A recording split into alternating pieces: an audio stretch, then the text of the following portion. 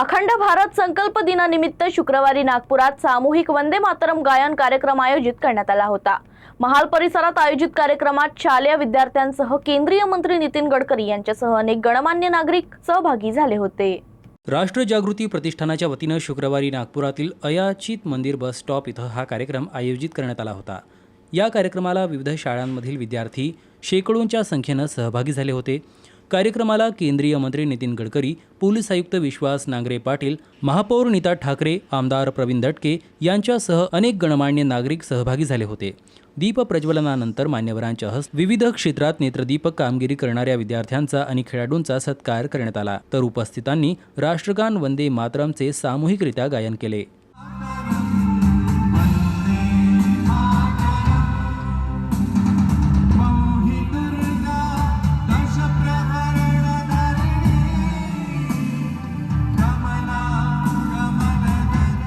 नागपूरचे पोलीस आयुक्त विश्वास नांगरे पाटील यांनी विद्यार्थ्यांशी संवाद साधला। त्यांनी संभाजी महाराज आणि कवी कलश यांच्यावरील एक प्रसंग सांगत विद्यार्थ्यांना देशाचे नाव उंचावण्यासाठी प्रयत्न करण्यासाठी प्रोत्साहित केलं। हार गए जो बिन लड़े उन पर है धिक्कार, धिक्कार है उन पर जो देखे ना सपना, सपनों का अधिकार असल अधिकार है अपना, अपनों के लिए कुछ कर देना है आज हमें, अजर अमर कर देना है स्वराज हमें।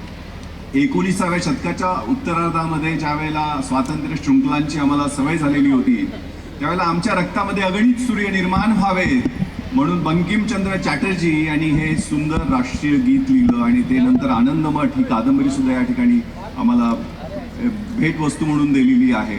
आणि तुमच्यामध्ये तीच प्रेरणा, कारण तुम्ही जे आपल्या स्वातंत्र्य वीरांनी बलिदान दिलं तेच आमचे सैनिक आज सरहद्दीवर देत आहेत आणि तुम्हाला उद्याचे सैनिक व्हायचं आहे, पोलीस व्हायचं आहे, सामाजिक कार्यकर्ते व्हायचे आणि देशाचे सबल नागरिक व्हायचे आहेत। म्हणून हे प्रेरणा देण्यासाठी हा सुंदर कार्यक्रम आयोजन केल्याबद्दल मी आयोजकांचे खूप खूप अभिनंदन करतो। तर नागपूरच्या महापौर नीता ठाकरे यांनीही विद्यार्थ्यांशी संवाद साधला।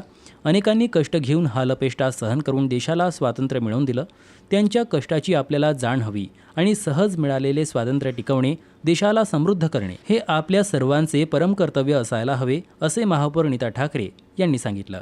मोठ्या आणि चांगल्या पिढीच्या हाती जेव्हा देश जाणार आहे, जेव्हा आपण मोठे होणार आहात, त्यावेळी आपल्या सर्वांच्या मनात देशाविषयीची जाज्वल्य भक्ती राहणार आहे।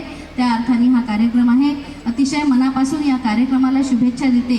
नागपूरची महापौर या नात्याने नागपूरकरांना उद्यासाठीच्या स्वातंत्र्य दिनाच्याही शुभेच्छा देते। आजच्या खरं म्हणजे आज एक कार्यक्रम नागपूर महानगरपालिकेनेही आयोजित केलेला आहे।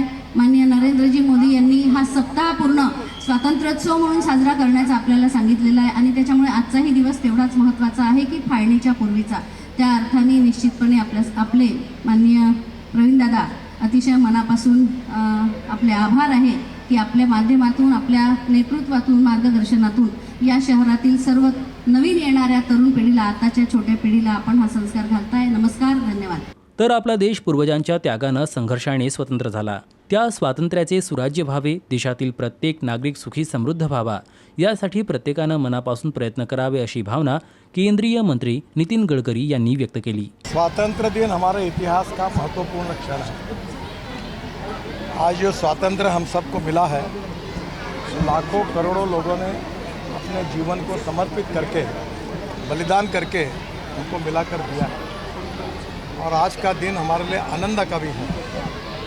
और इसलिए यह जो स्वातंत्र्य मिला है, इसका रूपांतर सुराज्य में हो, इसका संकल्प हम सब लोगों ने करना चाहिए और हमारे देश को विश्वगुरु बनाने का जो संकल्प प्रधानमंत्री जी ने किया है वो पूरा करने की कोशिश और गति से करनी चाहिए और इस देश के गांव, गरीब, मजदूर, किसान का कल्याण करके हमारा देश सुखी, समृद्ध, संपन्न बने, यही हमारा प्रयास होना चाहिए। मैं स्वातंत्र्य दिन के उपलक्ष्य में हमारी जनता को हृदय से बहुत बहुत शुभकामनाएं और शुभेच्छाएं देता हूं और भविष्य के लिए हम लोग पूरी ताकत के साथ राष्ट्र के निर्माण के लिए काम करने की प्रेरणा, उसका संकल्प आज के दिन करें, यही उनसे प्रार्थना।